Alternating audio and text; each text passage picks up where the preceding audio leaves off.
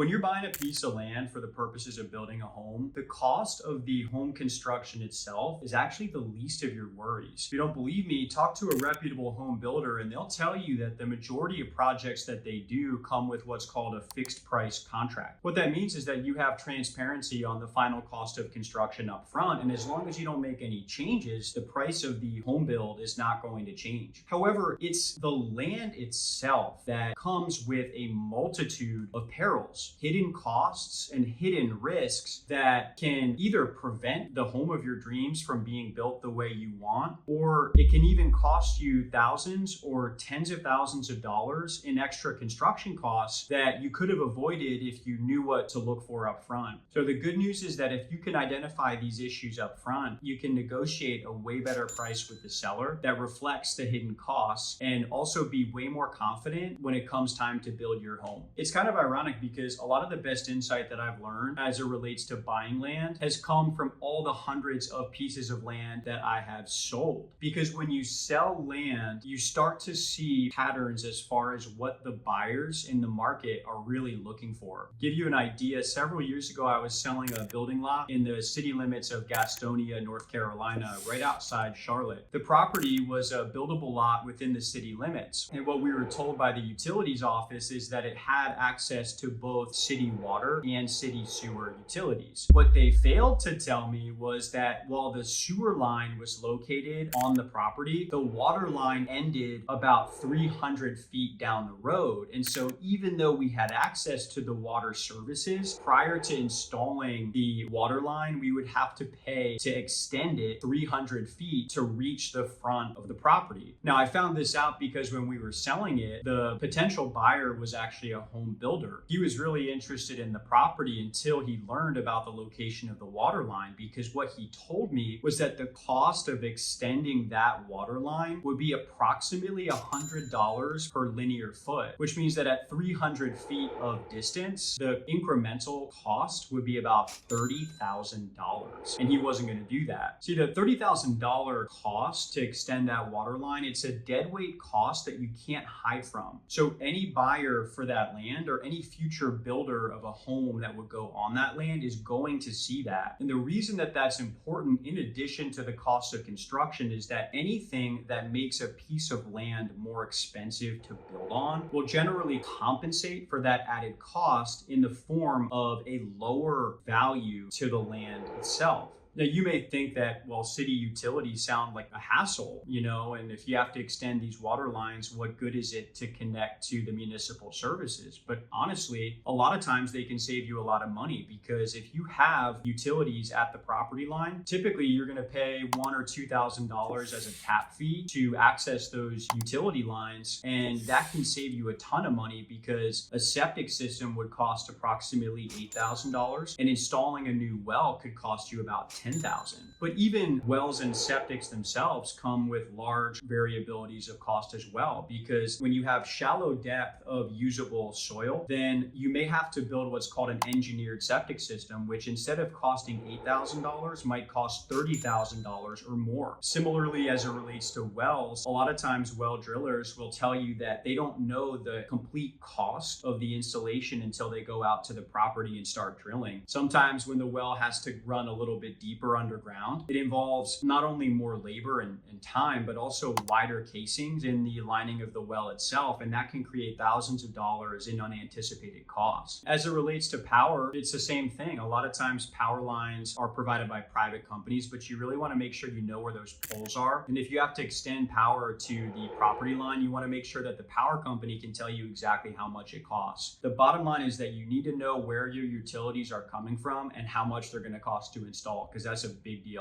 Now, another thing I noticed when I started selling land was that when we had land that was cleared that we were selling, usually it was in the form of farmland, it would almost always sell way faster and at slightly higher prices than comparable land that was fully wooded. And it was kind of counterintuitive, because a lot of times the properties that we would sell would have timber on it, and that the timber that we had on the property had considerable value. However, what I learned later was that the land that was cleared had a distinctive advantage, because in addition to being easier to walk on and to navigate, which makes it more marketable to the buyer. Cleared land also is less costly to build because a lot of the upfront cost of site clearing and site prep have already been done, which can save thousands of dollars for the purposes of home construction. And beyond just clearing the land, a lot of the site prep costs can vary considerably from one property to the next, even if those two pieces of land are located immediately next door. For example, land with steep topography may require more significant grading and leveling prior to the start of construction. It's really easy to assume that land with any slope is less desirable and that perfectly flat land is ideal for home construction. However, that's not necessarily true because the land that's perfectly flat comes with potential drainage issues when you build your future home because rainwater that comes down the roof through the gutters really has nowhere to go when it reaches the ground. This creates potentially soggy soil conditions around the home's foundation, and that can create damage to the foundation and landscaping that can be really expensive. And so fixing this up front may require additional earthwork and site preparation that could be avoided if the land instead had a gentle slope. The shape of the property is significantly impactful to construction costs as well because flag lots that have a narrower shape by the road tend to require longer driveways in order to access the interior of the property where the home can actually be built. We've seen cases where incremental cost of driveway construction can add thousands or even tens of thousands of dollars to the total cost of construction, and that's going to reduce the value of the land by a corresponding amount as well. One of the areas where land buyers really get hurt when they don't know what to look for is when they don't examine the actual zoning rules that apply at the city or the county level, as well as the restrictive covenants that can apply at the subdivision level as well.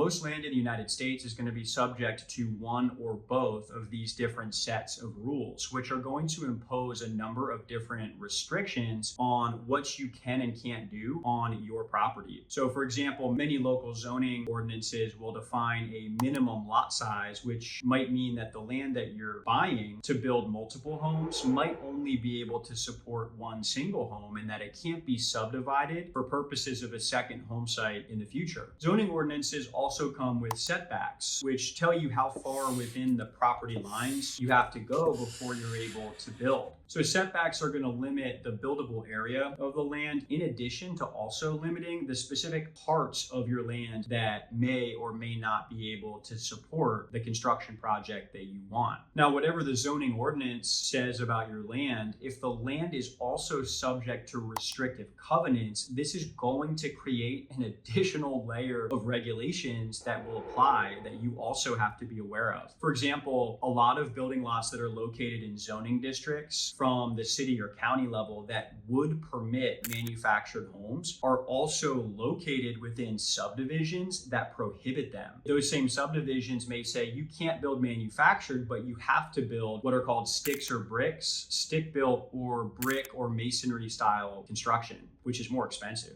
Many zoning districts also have minimum square footage for the internal floor plan of a future home that's built in that location. However, the subdivision may have a higher minimum square footage than what zoning has. For example, a lot of times we see that a zoning ordinance will say that 1,000 feet is the minimum size of the home. A home of 1,000 feet could look like this. But a lot of times at the subdivision level, they'll say, no, the minimum is actually 2,000 square feet. And so the home of 2,000 square feet is certainly going to be much more expensive to build. And whether or not you wanted the 2,000 square foot home or something a little bit smaller, the point is that you no longer have that flexibility and you're forced into a much more expensive construction project as a result. Subdivision restrictions may also require more expensive asphalt or concrete driveways, which, depending on the other issues that I mentioned earlier, such as topography and shape of the property, can add thousands or tens of thousands of dollars to your construction project before you know it. If you like this video and you want to learn more about one of the most shocking things that I've ever uncovered about a piece of land while I was performing due diligence, and more importantly, how to think about hidden issues that you uncover when you're buying land and how to renegotiate price with the seller when you do, click this link to watch a video that I think will be pretty entertaining and eye-opening, and it'll give you some tips and tricks, and I hope you enjoy it.